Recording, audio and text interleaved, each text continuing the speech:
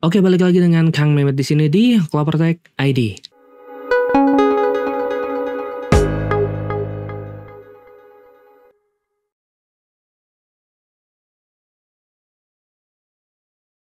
Oke, kali ini saya ingin membuat segmen baru yaitu BTS atau Berita Teknologi Sepekan. Nah, di segmen ini saya akan merangkum beberapa berita yang terjadi di sepekan terakhir dan tentunya berhubungan dengan teknologi. Oke, buat kalian yang belum subscribe, silahkan subscribe dahulu sebagai dukungan ke channel ini.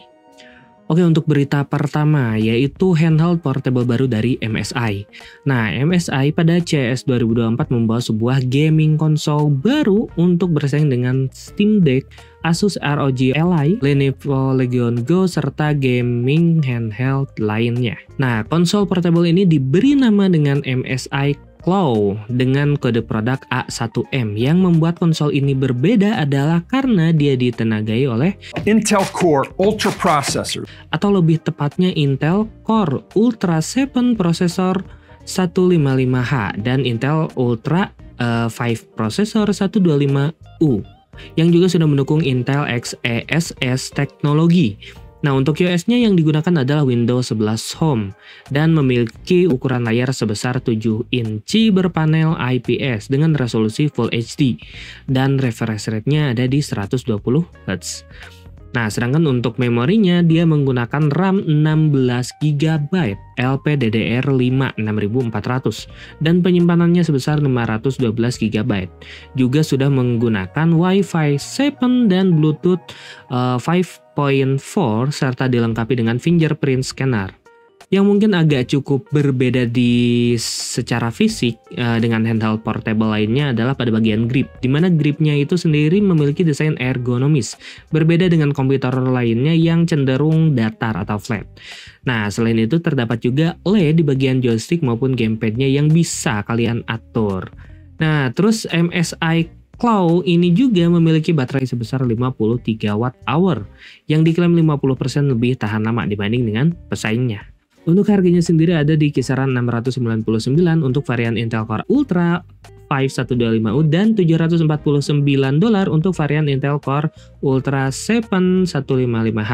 Oke, untuk berita kedua yaitu hadirnya Aya Neo Next Lite. Nah, di pekan ini juga Aya Neo mengeluarkan produk barunya yaitu Aya Neo Next Lite yang ditujukan sebagai portable gaming device yang ramah di kantong. Produk ini sendiri ditenagai oleh AMD Ryzen 5 4500U dan Ryzen 7 4800U. Menggunakan layar IPS dengan resolusi 800p pada bagian joystick dan trigger juga sudah menggunakan Hall sensing yang membuatnya lebih presisi dan tidak gampang drifting gitu. Nah, terus menggunakan X-axis linear motor plus 6-axis gyroscope. Jadi ini udah support gyroscope juga ya. Terus untuk baterainya sendiri itu menggunakan 47 Wh.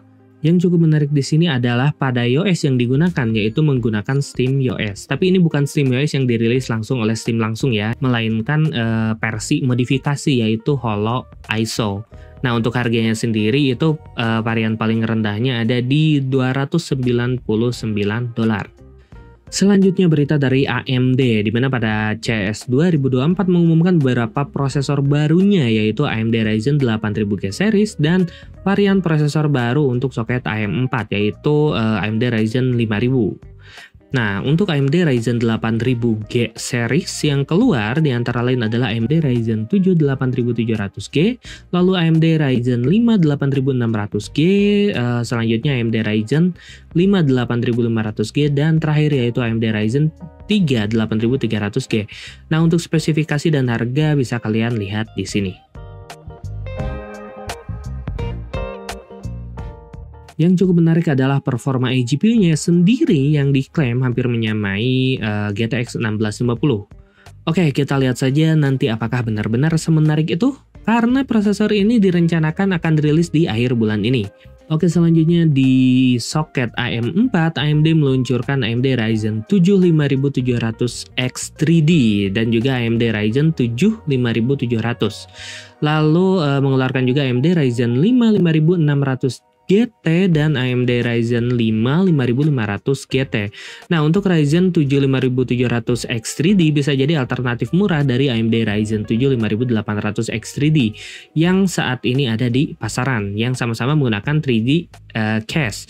Di mana prosesor dengan 3D cache ini terbukti memberikan performa lebih saat digunakan untuk gaming. Nah, yang cukup membuat saya menarik juga adalah AMD Ryzen 5000 GT ini adalah yaitu GT-nya. Di sini tuh maksudnya apa gitu. Nah, kalau ada yang tahu bisa tolong tulis di komentar arti dari GT itu sendiri.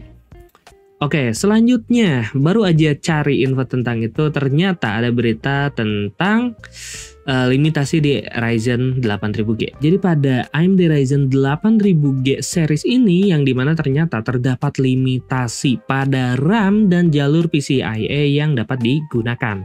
Nah, untuk AMD Ryzen 8600G dan 8300G berbasis Phoenix 2 di mana native PCIe lainnya itu ada di 14 dan hanya ada 10 yang dapat digunakan. Dan hanya support RAM single channel. Yang dimana kita tahu bahwa AMD Ryzen G series itu berjalan optimal saat menggunakan dual channel. Berbeda dengan yang menggunakan basis Phoenix 1 yaitu AMD Ryzen 8700G dan 8600G di mana sudah mendukung DDR5 dual channel.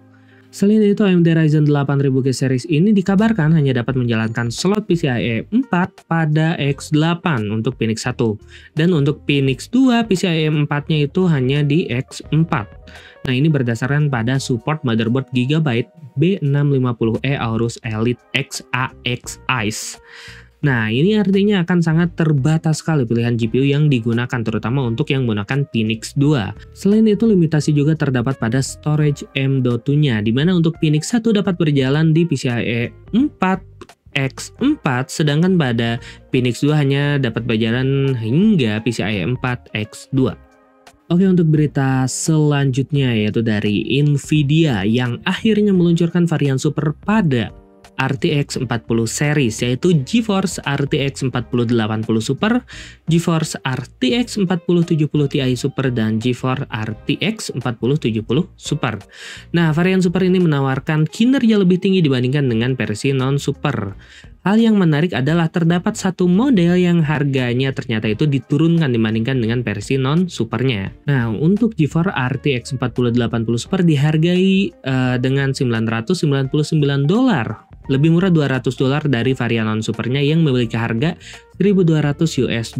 Nah, RTX 48 Super sendiri memiliki CUDA core sebanyak 10.240 buah dan bus clock-nya ada di 2550 MHz. Nah, konfigurasi memorinya tetap menggunakan GDDR6X dengan kapasitas 16 GB dan menggunakan bus sebesar 256 bit. Nah, untuk rating TGP-nya sendiri masih sama, yaitu ada di 320 Watt. Nah, untuk varian GPU ini sendiri akan dirilis sekitar tanggal 31 Januari 2024. Nah, untuk RTX 47 Ti Super agak aneh juga ya, karena biasanya kan label Ti dan Super itu ada di tingkatan berbeda. Sedangkan pada GPU ini disematkan kedua label tersebut gitu. Nah, untuk GPU ini sendiri memiliki jumlah CUDA core sebanyak 7.680, sementara untuk bus clock-nya masih sama di 2,61 ada di 2610 MHz. Nah, rating TGP-nya juga masih sama, yaitu ada di 285 Watt. Yang berbeda adalah pada memori, di mana sebelumnya menggunakan 12 GB GDDR6X, pada varian Super ini menggunakan 16 GB GDDR6X. Jadi ya kapasitasnya lebih besar dibanding sebelumnya. Nah, untuk harganya sendiri ada di $799 dan direncanakan rilis pada 24 Januari 2024.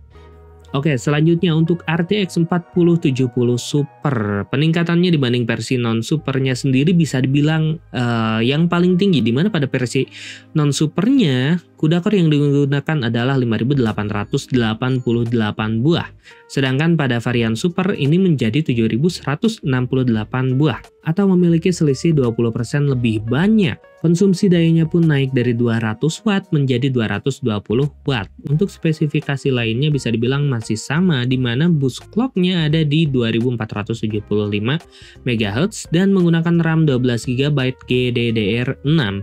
Namun, RTX 47 Super prosesor ini diklaim lebih kencang dibandingkan dengan RTX 3090. Nah, untuk harganya sendiri ini dibanderol di $599 dan rencananya akan rilis pada 17 Januari 2024. Berarti di pekan ini ya? Iya, pekan ini ya? Oke, kita tunggu aja beritanya. Oke, mungkin segitu saja berita yang bisa saya sampaikan pekan ini. Jangan lupa untuk like, subscribe, dan nyalain lonceng notifikasinya. Terus buat kalian yang ingin berdiskusi seputar komputer dan lain sebagainya, kalian bisa gabung di Discord Clover Tech ID untuk link ada di deskripsi. Oke, saya Kang Mehmet pamit. Bye. Pendek ya? 18 menit. Pendek.